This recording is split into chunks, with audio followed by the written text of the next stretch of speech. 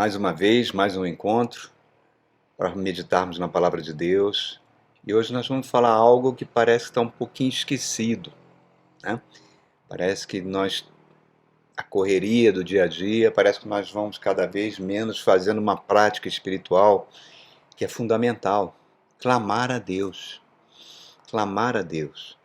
E eu vou convidar você a abrir a sua Bíblia no Salmo 130. É um salmo de romaria, um salmo de romagem, né? Um salmo de procissão, nós não sabemos quem escreveu esse salmo. Diz assim, ó, das profundezas clamo a ti, que é o título da nossa mensagem. Das profundezas clamo a ti, Senhor. Ouve, Senhor, a minha voz. Estejam atentos os teus ouvidos às minhas súplicas. Se tu, soberano Senhor, registrasse os pecados, quem escaparia? Mas contigo está o perdão para que sejas temido. Espero no Senhor com todo o meu ser, e na sua palavra ponho a minha esperança. Espero pelo Senhor mais do que as sentinelas pela manhã. Sim, mais do que as sentinelas esperam pela manhã. Põe a sua esperança no Senhor, ó Israel, pois no Senhor há amor leal e plena redenção. Ele próprio redimirá Israel de todas as suas culpas. Então, vamos trabalhar nesse salmo, vamos entender essa prática espiritual de buscarmos, de clamarmos a Deus, para buscar auxílio necessário nos momentos que nós precisamos, né? E aí me veio a frase de Freud, Sigmund Freud, o pai da psicanálise. Ele falava algo que é uma verdade. Nós somos responsáveis por tudo aquilo que acontece conosco, seja de bom ou de ruim. Os sofrimentos que nós experimentamos, eles têm causas diretas. Normalmente derivam de atitudes, decisões que nós tomamos e que muitas vezes têm um efeito contrário daquilo que esperamos. Ou, de forma indireta, as pessoas que, por suas atitudes, acabam causando sofrimento em nós. Vide aí as guerras e outras coisas do gênero, né? Mesmo assim, independente se a causa seja direta ou indireta, vale a pena citar aqui uma frase do filósofo existencialista Jean Paul Sartre, que dizia o seguinte: o que importa não é o que fizeram conosco, o que importa é o que fazemos daquilo que fizeram conosco. As atitudes que vão derivar disso. Então, os sofrimentos, muitas vezes, têm raízes em nós mesmos. E aqui nesse salmo, nós estamos vendo o salmista passando por uma grande situação de sofrimento. Ele não culpa ninguém e ele fala uma frase muito forte: estou clamando das profundezas do meu ser, do fundo da sua alma, pedindo socorro para Deus, angustiado. E nós vivemos nesse período de pandemia, né, que espero que esteja terminando, né? Mas a marca da pandemia foi, e isso é um fato constatado, ela trouxe muita solidão para as pessoas, trouxe muitas ansiedades, angústias. A Organização Mundial de Saúde, a OMS, diz que a epidemia dos suicídios em todo o mundo agravou durante esse período de 2 anos de Covid que nós estamos vivendo. E interessante que a OMS também fala sobre o Brasil. Diz que no Brasil é o país com o maior índice de ansiedade. Olha só, irmãos. Em outras palavras, o brasileiro é uma pessoa angustiada. Em outras palavras, o brasileiro é uma pessoa triste. Você, poxa, como é que pode? Nós temos a maior festa popular do mundo, que é o Carnaval. Nós somos o maior país cristão do mundo, então não era para ser assim, mas é, irmãos. Angústia e solidão, elas às vezes acontecem dentro da nossa casa, com as pessoas que nós estamos convivendo. E o paradoxo disso tudo, né, dos últimos anos para cá, nós estamos dentro da égide das redes sociais, né, que foram criadas, desenvolvidas para conectar as pessoas. Mas o incrível que pareça, por mais que ela tente conectar as pessoas se sentem cada vez mais sozinhas. porque não há o encontro face a face, olho no olho, o encontro é virtual. Chega ao ponto de, numa casa, um pai mandar um WhatsApp para um filho para comparecer à mesa para almoçar. Isso está se tornando cada vez mais comum.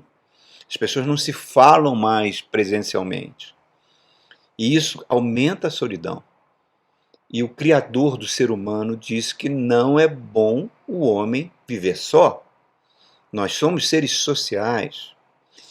Mas o que a gente observa, principalmente da Segunda Guerra Mundial para cá, que a tecnologia cresceu num nível muito cada vez maior, é que quanto mais tecnologia, mais solidão, mais distanciamento entre as pessoas, maior alienação das pessoas.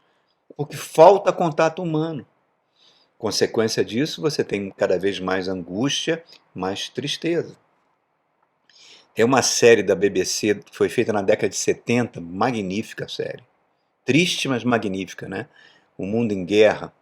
Ela pega de forma extremamente detalhada, em 22 capítulos, de 1 hora cada, todo aquele período de 1938 a 1945, da Segunda Guerra Mundial.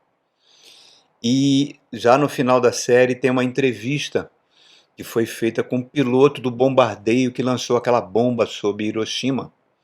Aquele piloto americano, que devia estar ali por volta de seus 60 anos, né? E essa entrevista foi muito interessante. Primeiro que ele mandou botar o nome da sua mãe na bomba, né? Escreveu Enola na bomba.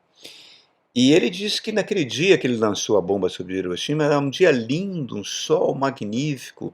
Ele acordou muito bem disposto, né? Junto com o seu outro colega do outro avião, os dois decolaram, sobrevoaram Hiroshima, viram que estava um dia tão bonito e lançaram a bomba. Ele diz que quando a bomba caiu, a cidade parecia assim um balde de piche, né? Negro. Aquela onda de calor veio, ele voou mais alto, tirou as fotografias e diz que dormiu bem, comeu bem. Foi um dia que ele se sentiu muito bem por ter cumprido a sua missão. O próprio presidente Truman, na época, disse que era a maior invenção da humanidade, a bomba atômica.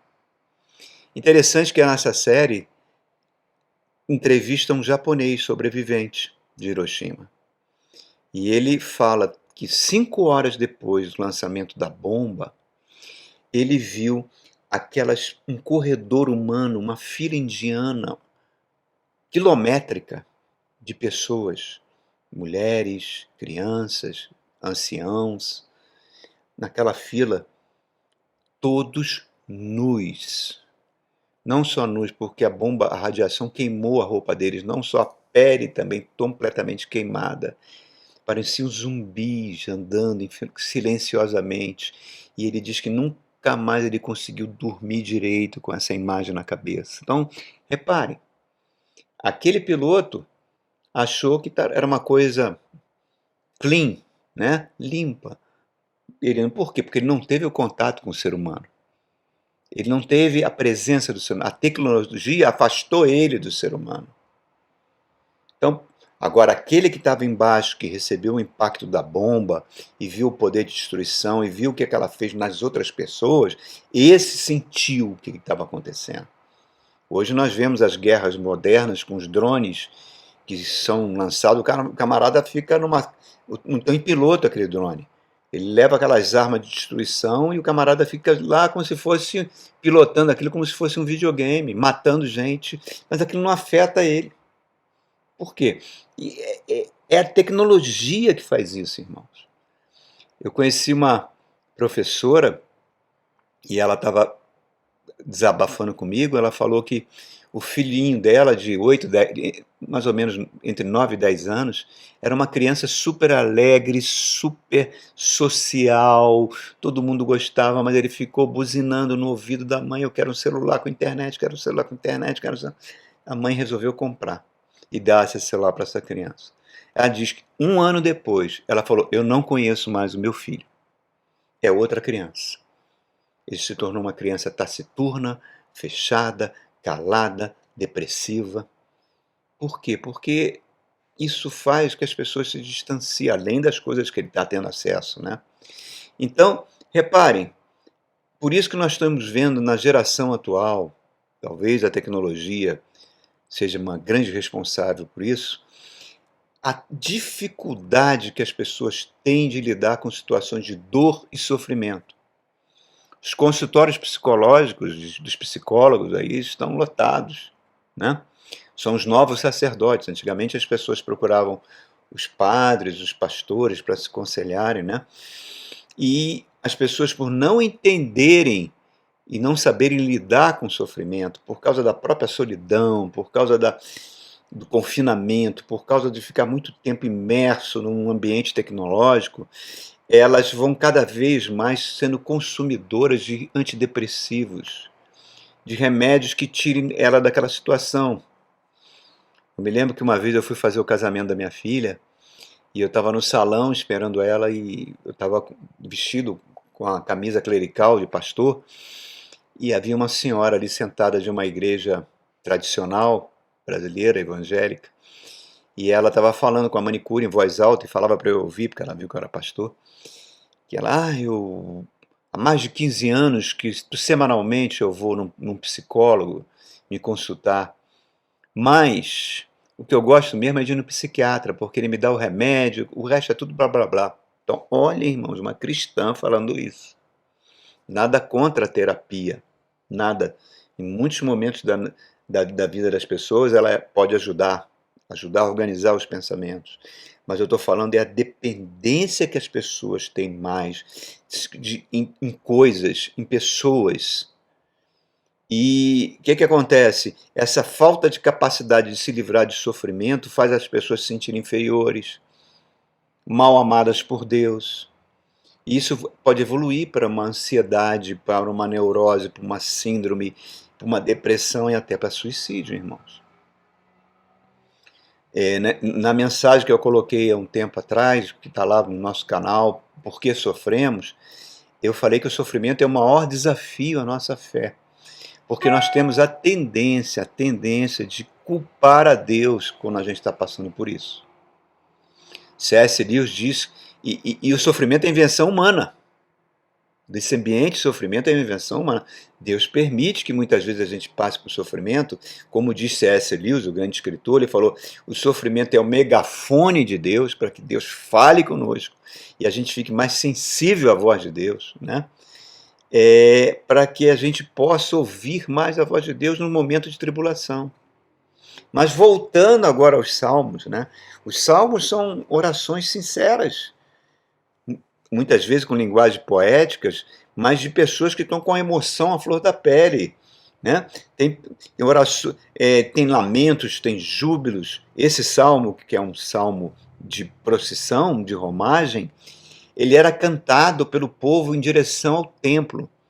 Então eles estavam clamando, Deus, nós estamos passando por provas, por lutas, por sofrimentos, todos cantando juntos. E o salmista que escreveu, a gente não entende porque está passando por aquilo. Aí ele fala das profundezas do meu ser, eu clamo a ti, é um lamento vindo do fundo da alma. É um grito de angústias, paizinho, papai, escuta a minha oração, não tem mais ninguém para me recorrer. Homem nenhum pode resolver meu problema. Então ele vai à fonte de todo o consolo. Ele não esconde as suas emoções.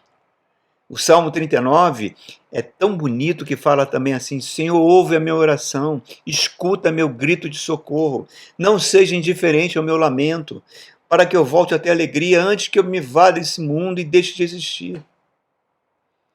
Então, lendo os salmos, em particular esse Salmo 130, nós vamos vendo que a nossa caminhada com Deus, nós vamos passar por situações assim, de lutas, de problemas, de sofrimento na nossa família, no nosso trabalho, no nosso dia a dia.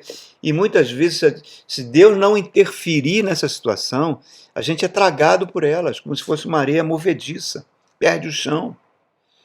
Por isso, eu estou exortando a mim e a você que a gente volta à prática da súplica diante de Deus. Fazer como esse salmista, as profundezas do meu ser eu clamo a ti. Então, alguns fatos sobre esse salmo. No primeiro verso, do verso 1 a 2, Ele fala das profundezas, clama a ti, ouve a minha voz, esteja atento os teus ouvidos às minhas súplicas. Ele está colocando que, primeiro, que o sofrimento nos ensina que nós somos seres finitos, com data de validade. Eu vi um vídeo de uns colegas meus que mandaram, professores, um vídeo do Pelé, né? Pelé em 1961, na final contra o Milan do Campeonato Mundial Interclubes. Gente, você não acredita que um ser humano faça aquilo que o Pelé fazia, algo impressionante. Ele destruiu com o time do Milan, né? E hoje nós estamos vendo pessoas tentando na Europa, principalmente, tentando desconstruir a imagem do Pelé, não sei porquê, negro, sul-americano, e estão dizendo que os 1000 gols não existiram, para ver como o horror, que com tudo hoje em dia é politizado de forma extremista, né? Mas não é isso que eu quero falar. Pelé, aquele gênio, ele recebeu na década de 70 o prêmio de atleta do século do governo da França. E hoje, como está o nosso querido Pelé? Ele está numa cadeira de rodas, lutando contra um câncer. Isso mostra como nós somos seres finitos, queridos. Muito finitos, muito frágeis. A teologia da prosperidade diabólica, ela vive se travestindo, agora ela se travestiu de coach evangélico, né? E onde continua a mesma mensagem, nós somos um campeão de Deus, nós somos menina dos olhos de Deus. Isso é verdade, claro que é verdade. Só que muitas vezes está mascarando um fato que nós somos vasos frágeis, que trincam, que pode se quebrar em 1000 pedaços. Por quê? Porque muitas vezes a gente não sabe lidar com o dia mal. A gente passa por complexos, por angústias. E o salmista está mostrando o caminho aqui, qual é? Descarregar nossas frustrações, as dores em Deus, ser honesto com Deus. Se você pegar os salmos do rei Davi, é honestidade pura. Ele não entende o sofrimento, ele fala coisas barra pesadas. Senhor, mata esses meus inimigos. Pragueja. É como se ele estivesse vomitando tudo aquilo que está dentro de si diante de Deus, até esvaziar a sua alma.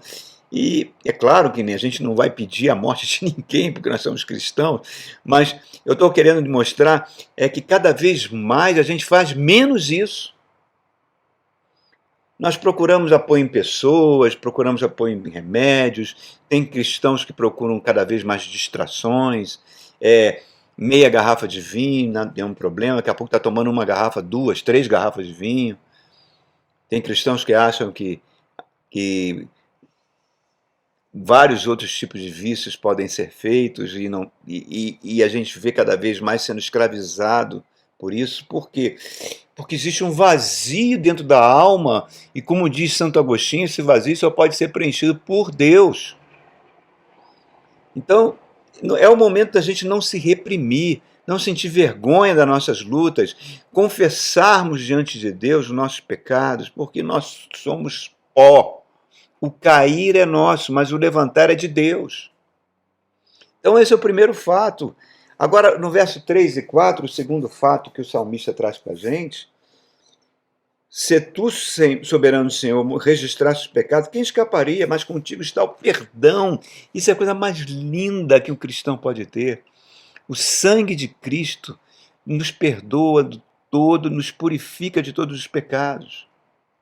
Jesus mesmo falou que nós devemos perdoar 7 vezes, 70 vezes, quer dizer, sempre, porque o nosso Pai é um ser espiritual perdoador. Então, sempre que houver arrependimento, é fundamental que o arrependimento esteja presente, eu me aproximar de Deus e sabendo que sem Cristo nada podemos fazer, e que o poder do Cristo vai se aperfeiçoar na minha fraqueza, eu tomo aquela atitude lúcida, saudável, de Mateus 6, verso 6, entrando no meu quarto, fecho a porta do meu quarto, de joelhos, abro o meu coração diante de Deus, clamo para o socorro, e nós vamos receber aquele braço amoroso de Deus. Eu tive situações, irmãos, na minha vida profissional, pregressa, situações dificílimas, onde eu não vi saída. Eu me lembro que às vezes eu entrava dentro, no lugar de trabalho, um almoxerifado, um banheiro, eu caía no chão clamando sobre aquela situação. não enxergando nenhum tipo de solução, e Deus, sempre fiel, me livrava daquilo, irmãos. Não significava que eu recebia uma solução na hora, às vezes não demorava algum tempo, mas eu recebi o alento para continuar na luta. Provérbios 15, 13 diz: o coração alegre aformoseia o rosto, a alegria do Senhor é a nossa força. Tristeza de coração abate o espírito. Choro reprimido, dor sufocada, vai refletir no corpo, irmãos. Certa feita eu congreguei numa igreja, muitos anos já, havia uma mãe de uma diaconisa dessa igreja, que ela chamava a mulher de oração, mas essa senhora parecia que estava de mal com o mundo. O rosto dela refletia um rosto carrancudo, um rosto de raiva. Ficava até difícil entender se ela era realmente uma mulher de oração. Pouco tempo depois, ela teve um derrame e ficou numa UTI durante muito tempo. E, ao mesmo tempo, nesse mesmo período, havia uma faxineira do prédio que eu morava, uma senhora, estava sempre sorrindo, sempre sorrindo. Mesmo com toda a dificuldade de um trabalhador que ganha salário mínimo, ela estava lá, sorrindo. E um dia ela chegou e falou para mim se eu tinha um aparelho de pressão em casa. Eu falei, claro, vamos lá, medir a pressão. Medi a pressão dela. Pressão gigantesca, irmão. Mais de 20. Eu falei, isso é muito perigoso, a senhora tem que ir ao médico. Não, eu tenho ido ao médico, mas eu tenho dificuldade de conseguir os remédios gratuitos no farmácia popular, tem que receita e tal. Tudo bem, foi medicada, mas independente disso tudo, essa senhora vivia sorrindo. E pouco tempo, esse ano, se passaram alguns 10 anos, está ela lá, trabalhando, com mais de 60 anos, forte, bem-humorada. Por quê, irmãos? Porque é fundamental a gente ter esse relacionamento com Deus, saber que Deus é um Deus perdoador, que o Espírito Santo transforma tudo que tiver de ruim na nossa vida em adubo para o nosso crescimento.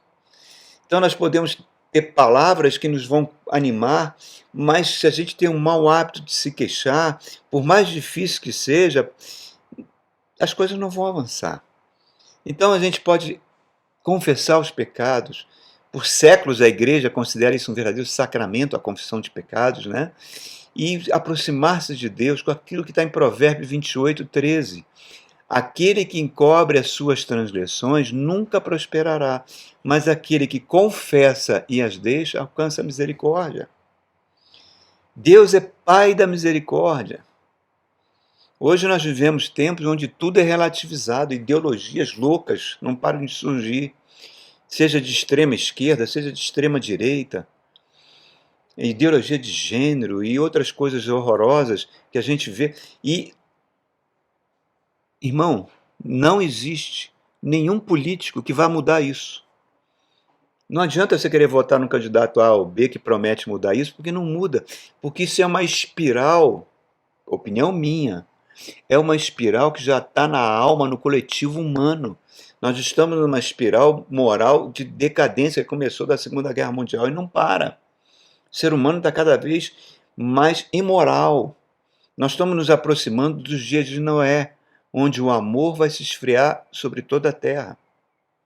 Então eu preciso ter uma vida de confissão, uma vida de buscar a presença de Deus, de clamar para que Deus nos liberte de culpas. Saber que o sangue de Cristo vai nos libertar.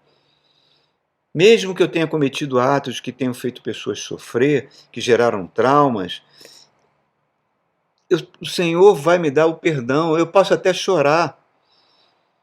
As orações nossas são... As lágrimas são orações líquidas. Jesus chorou sobre, olhando Jerusalém, Jesus chorou sobre a morte de Lázaro, Jesus compadecia das pessoas. Então, que a gente aprenda que nós somos seres humanos, frágeis, que choram, que se lamentam, que se clamam. Jesus falou, bem-aventurados os que choram, porque deles é o reino de Deus. Se a gente não vai entendendo isso, nós vamos nos revoltando contra Deus. Vamos virar caçadores de culpados, vamos botar culpa no pai, na mãe, no governo, na política, enfim. Nós estamos vivendo um mundo mau. Então, muitas vezes, a gente passa por situações horríveis, O casamento acaba. O casamento acabou. Pastor, meu casamento acabou. Sofrimento grande. Mas você acabou? Você não está viva? Se você está viva, prossiga a sua vida. Ah, meus filhos se desencaminharam, clame por eles, ore por eles, mas você está viva, continue. Ah, eu perdi um ente querido, eu estou perdendo a vontade de viver. Não, você está viva, continue. Só o fato de você estar viva e buscando a Deus faz de você um vencedor. Nesse documentário sobre o mundo em guerra, lá nos últimos capítulos, mostra a Alemanha depois da guerra. Irmão, você não acredita? A cidade de Dresden, ela sofreu em 1945, a Alemanha já não tinha mais nenhuma força para guerrear. Ela sofreu bombardeios de 24 horas por dia. A cidade foi completamente destruída, não ficou um prédio em pé. As bombas eram incendiárias, os corpos das pessoas se grudavam uma nas outras, ficava até difícil você separar, porque virava uma massa humana de carne. Acabou a guerra, a Alemanha destruída, fome, desemprego, destruição. E aí nesse vídeo mostra, a câmera vai indo na cidade de Dresden, mostrando centenas, milhares de mulheres, que a grande maioria dos homens tinha morrido na guerra, né? E pessoas idosas carregando pedras para reconstruir a cidade, mesmo com fome, mesmo com apenas a roupa do corpo. E se você entrar na internet e ver Dresden hoje, você não acredita. Ela está linda, igualzinha. Era uma cidade orgulho da Alemanha, igualzinha antes da Segunda Guerra Mundial. Por quê? Porque a vida continuou. Apesar de tudo aquilo, a vida continuou, irmãos. Então nós precisamos ter isso dentro de nós. E o terceiro fato, no verso 5, ele fala da palavra de Deus, mostrando que a palavra de Deus é poder sobrenatural de Deus. Irmãos, uma das coisas que eu aprendi quando entrei na igreja, eu tive pessoas que eram colunas da igreja, pessoas de serviço, pessoas que arregaçavam mangas, de intercessão. Eles sempre me passavam palavras de Deus e falavam: nunca deixe uma igreja que prega a palavra de Deus com profundidade. Ah, aquela igreja não tem escola bíblica para criança. Não tem problema. Ensine os seus filhos dentro de casa. Não terceirize para a igreja. Se tiver, ótimo, mas se não tiver, não é isso que é o mais importante. Ah, essa igreja não tem eventos. Não é importante. O importante é que a palavra seja pregada. A palavra é a pessoa do Cristo na igreja. É ela que traz cura e Deus zela para cumprir a palavra em nós. Ela faz o Espírito Santo trabalhar em nós, irmãos, é a espada do Espírito. É sobrenatural. Ela nos transforma na imagem de Cristo.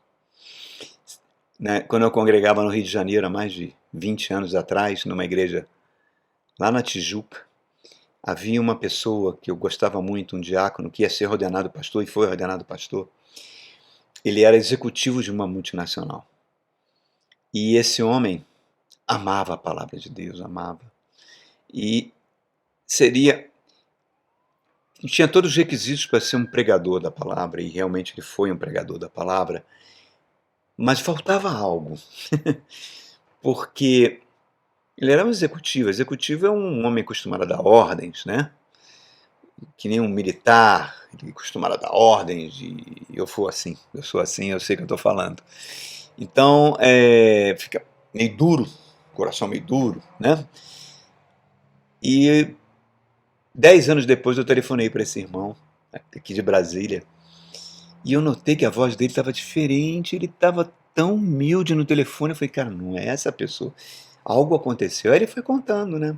Contou que a multinacional fechou no Brasil, eles ficaram numa situação de desempregado, tiveram que entrar na justiça para conseguir os seus salários de volta, né? A indenização não veio a contento, a esposa contraiu um câncer, ele não tinha um plano de saúde, em suma, todas essas loucuras que às vezes acontecem de repente na nossa vida. E ele conseguiu superar tudo isso com a ajuda de Deus, clamando a Deus. Mas qual foi o saldo disso? O salto é que ele se tornou uma pessoa tão humilde no seu falar, nos seus gestos, porque e tão empática com o sofrimento das pessoas. Em suma, ele se tornou um pastor muito melhor, né? Então, repare, irmãos, temos que aprender isso no Senhor. Isso vai fazer a gente ser mais humilde, ser mais maduro, ter um crescimento espiritual, coração compassivo, manso. Rasgue o seu coração, não existe orações absurdas. Não se envergonhe da sua dor. Não se envergonhe dos seus pecados. Fale para Deus. Ele não vai te punir. E vai fazer você se libertar dessa autopiedade. Vai lembrar que nós temos telhado de vidro, que nós não podemos apontar o dedo para ninguém. E o último fato, né? Que ele fala que ele espera pelo Senhor como uma sentinela, versos 6 a 8, espera para o amanhecer, a sentinela que está ali na noite guardando a cidade. Isso me lembrou o tempo que eu servia nos navios, eu servia um tempo nos navios na Antártida, e às vezes eu ficava de oficial de serviço no passadiço do navio de 4 da manhã às 8, aquela escuridão, a gente só com a tela do radar, o mar lotado de icebergs, de navios ali perto. Então era um serviço, você ficava tenso o tempo todo, mas de repente aparecia, o sol começava a surgir, né? A alvorada chegava, aí você conseguia ver o mar, os perigos que estavam ali, se aquietava o seu coração. É isso mais ou menos que ele está falando. O que ele está falando, em outras palavras, é que toda dor e todo sofrimento passam. Passam. Não é tolo quem vai buscar um prazer ou uma distração imediata e não sabe lidar com essas coisas. Não fiqueis ansiosos por coisa alguma, diz o nosso Senhor. Há uma fábula islâmica da Idade Média que um homem fez uma experiência, um sábio muçulmano. Ele pegou 2 ovelhas, colocou em 2 redis, né, cercados, e alimentava essas 2 ovelhinhas com a mesma quantidade de comida. Elas eram idênticas, tinham a mesma idade, estavam crescendo. Aí ele pega um lobo, coloca numa jaula, fecha essa jaula e coloca num dos redis, num dos cercados, e continua alimentando as ovelhas. A ovelhinha que não tinha a jaula do lobo perto, cresceu bonita, tranquila, saudável. A outra ovelhinha, só com a presença do lobo naquela jaula, parou de comer, parou de se alimentar. Mesmo que o lobo não fosse atacá-la, porque ele estava preso. Mas só a presença dela gerou uma crise de ansiedade nela, tanto que ela foi definhando e morreu. E muitas vezes é isso que acontece conosco, irmãos. É muitas vezes isso que acontece conosco. A gente fica com medo, com ansiedade, sabendo que o Rei dos Reis fala que não cai um fio de um nosso cabelo que o Senhor não saiba. Que possamos descansar em Deus. Tudo posso naquele que me fortalece. Das profundezas do meu ser, eu clamo a Ti. Vamos voltar a esse velho hábito. Vamos voltar a clamar ao Senhor. Amém? Que Deus abençoe você ricamente.